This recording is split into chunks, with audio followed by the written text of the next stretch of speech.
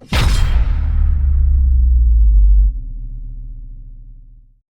up, this is So and Uggy with Detour ENT here at Focus TV Studios. And we are back with another video.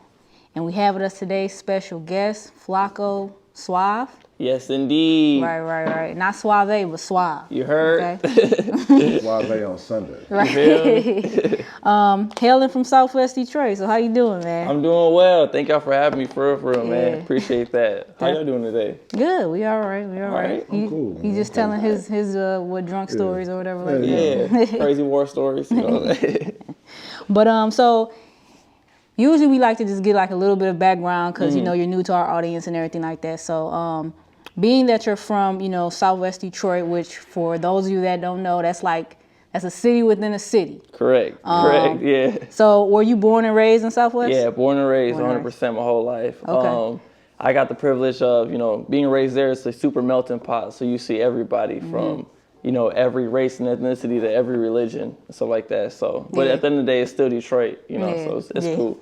So what was it like growing up there like for you? It was cool. A lot of confusion for sure. You see Hollywood movies about a lot of different races not getting along, but when you live in Southwest, you feel like, damn, that's crazy, because like my best friend, is Middle Eastern, or like my neighbor Mexican, and his girl's a black girl, So it's super diverse, but I'm very fortunate to grow up and be raised there, what I'm saying? So yeah, that's my home.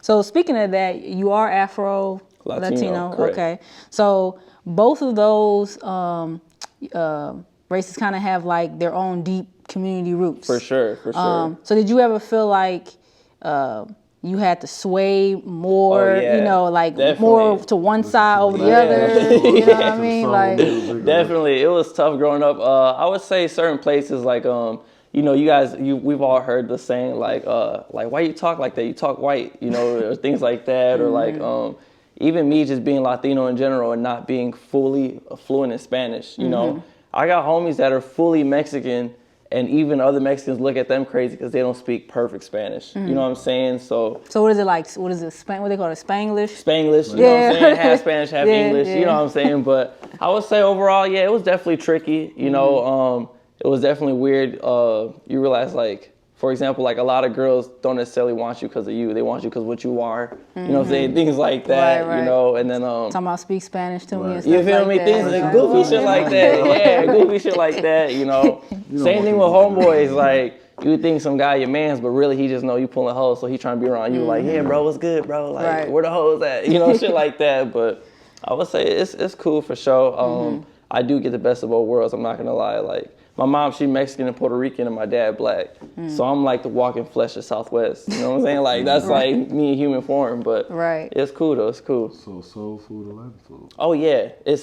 Man, what? Thanksgiving be on 10. I'm talking about every house. One is we're not going to do that. Yeah, we're not going to do that. That's tough. We're not going to do that. That's tough. You can tell us off. Yeah. Right. So I was about to say, my wife or whatever like that, she lived in Southwest for like, I don't know how many years, but I know she went there when she was 15, and she went to Cesar Chavez. Yeah, that's what my girl went to. Like that's my girl high school. So I know a little, like, I don't know no Spanish or anything like that, but like I know a little bit of like the dances and stuff. Facts. Like she taught me like bachata and like all that stuff. All right, yeah, that's what's up. And we still got some friends that we hang out with out there, so they be taking us to like all the Mexican clubs and stuff like that. So definitely fun, I'll tell you. For sure. Yeah, if y'all want to have a good time, come to Southwest. That's for sure. So tell us about your name. Like, how did you kind of come up with that? So yeah, I would say like before my name, I used to go by Suave, predominantly like dancing and stuff like that, competing in dancing, breakdancing and stuff. That name really came about from one time my mom had sent me to like a little boot camp. It was really for bad kids, but we didn't know that at the time. We thought this was just a good experience for me in general. You know what I'm saying? Okay. That's what she said. But nah, pretty much long story short, even though I was with a bunch of like teenage boys at this boot camp, every morning I was the only kid that was like combing my hair still, even though it was all dudes. And the sergeants just kept calling me Rico Suave, Rico Suave, Rico Suave. Oh, yeah. And then it kind of like just stuck until I got, came back home. And then like, I would run into people that would call me Suave. And I was like, you know what, I'm finna just go by that competing wise. And then the Flacko, my grandma on my Mexican side will always call me like Flacko. And that's like a skinny boy, you know what I'm saying? So it just always stuck. The Flacko Suave is just perfect. You know what I'm saying? So that's where that came from. Now, did you know who Rico Suave was at all when you was calling Honestly, me that? not at all. No? Not at all. It wasn't until one of my pops told me way later, Yeah. like, that's from a movie, boy, you don't know about that? Like, that's like, Rico. I had no clue, you know what I'm saying? So you just mentioned it, which I had seen too, that you started off like breakdancing. Correct. And then how did you end up like getting started in that? Yeah, so I would say there was this one organization back in the day called 5E Gallery, and they did like 5 elements of hip hop. And this is like my very first taste of like the creative scene in Detroit, you know. And they did the DJing, breakdancing, poetry, knowledge, you know, so all these kids were going there after school. And my brother used to go there and rap. And one day he came home and he was like, bro, there's all these breakdancers there, this and that, like come through. So I was like, all right, why not? And I came through one time. Before you know, I just never stopped going, you know? So that's where all that came from, competing and stuff. I honestly thought breakdancing was dead. But one day my pops, you know, he told me like breakdancing cold. Like he showed me this movie called Beat Street, some old shit, you know what I'm saying? Had me hype as hell, like. So And then that's one thing, like I know everyone also wants to say, like, oh no, this is a black man, this is created by black men.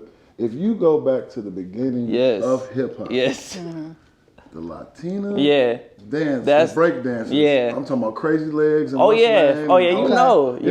When you go back to the beginning, you know, don't get me wrong, the brothers was out there. Of course. But in the Bronx, in the Bronx, the real, correct. What's the name? Correct. I know that. They look like as hard as for a lot of people to admit in general, like there would be no breakdancing without Black and Latino community. Like in the Bronx, they literally birthed that, like from the style and the swag to just, you know, getting down and everything like that. It's a beautiful thing for real. Right. Bobito and all them, like I said, it's the original breakdancer groups. Like I say, if you watch Breaking or Beat Street or something like that, oh yeah, you know, you're gonna see it. Yeah, you're gonna see it. That's facts. So you currently right now you're doing your rap career and stuff like that. So how did you transition from dancing to doing rap? I would say I always liked music for sure. I've been a fan of music. Like I said, being Afro Latino, I was fortunate enough to grow up in like my parents, whether it was Tupac one day and then Mark Anthony the next day and J-Lo and just, you know, Benny Siegel, just everything from everything, you know, and just I've always been a fan of music and being around it. My boys would rap and stuff, but I took it serious when one day like I dropped something, it did very well, and then, you know, everybody goes through their life shit and everything, went through some shit, but regardless though, I locked myself in the studio for like a whole year, just creating, didn't drop nothing, just creating, trying to like find my sound, you know what I'm saying? And now I like to say, I guess I can say I can have it, you know what I'm saying? But that's pretty much what led me to do what I do right now, so yeah.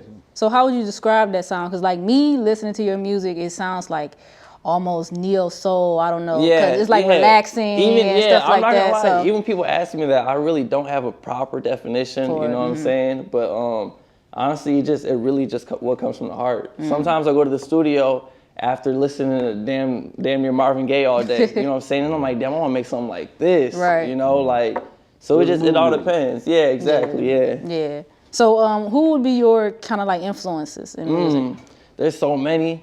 I would say, there's just so many. Because I listen to all the genres, you know what I'm saying? Whether it's country or like R&B or like Spanish, all of that. But I would say, of course, like in my generation wise, like Kendrick right now would be like my top for sure. Okay. But growing up, I was really into R&B, you know, like whether it be like Marvin Gaye and people like, bro, that's way too old for you, you know, but my pops was Black, and on Sundays when you clean the house, that's what you clean into, you know, things like that. Exactly, yeah. So like that's just, that's my shit right there. It's a bird call, right? It's a bird call. You that goddamn Anita Baker. Oh yeah, you already know. You already know it's time to clean. You sick as hell. I got the basement, man. For real though. So I did see, just doing some research. I seen that you are a part of the We Are Culture Creators. Correct. Now you're still currently a part of it now? Yeah, for sure. Yeah, so I actually, heard of them because I went to one of their, just like a show they had, and they had like Dre Sconey and, oh my God, I'm like drawing a blank. It was Dre Sconey and Nisha and the Shade. Oh, okay. But anyway, I went there or whatever like that, and it was a real cool event or whatever and stuff like that. So, now, are you a part of the label or just a part of, the movement of that? I would say, honestly, like it's kind of like all of the above. Like I was there before. I've been rocking with them since I was like 14 years old. You know what I'm saying? And at the time, I wasn't making music at all. I was competing in dancing, but when they had shows, I would help set up. And, you know, I've been like on tour with them. So there's a lot of like the media and entertainment business in general for sure. But I would say like when they need me, you know, I'm a phone call away type of shit, you know. So nothing is like permanent, but like the blood and family wise, that's permanent. Those are my dogs, you know what I'm saying? Like no matter what. So that's pretty much what it is. Okay. So, you know, tell us a little bit about your music. Now, I know I've seen that you're fairly new as far as like putting out your music and stuff like that.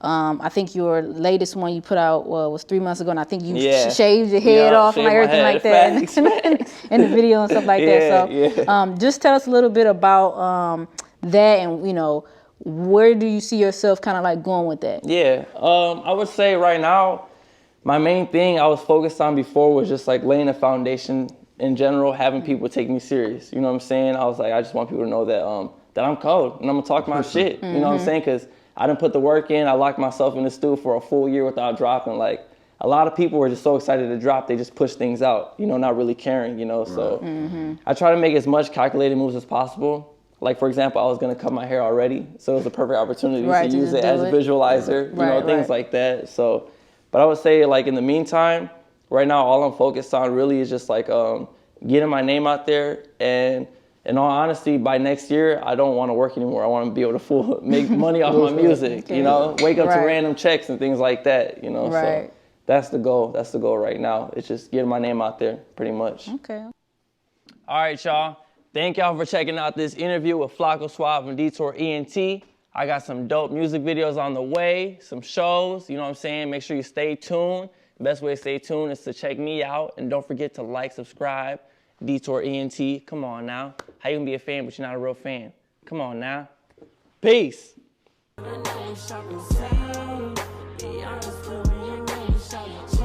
I'm down, but only if you be down. The way you steady be tripping, I wanna say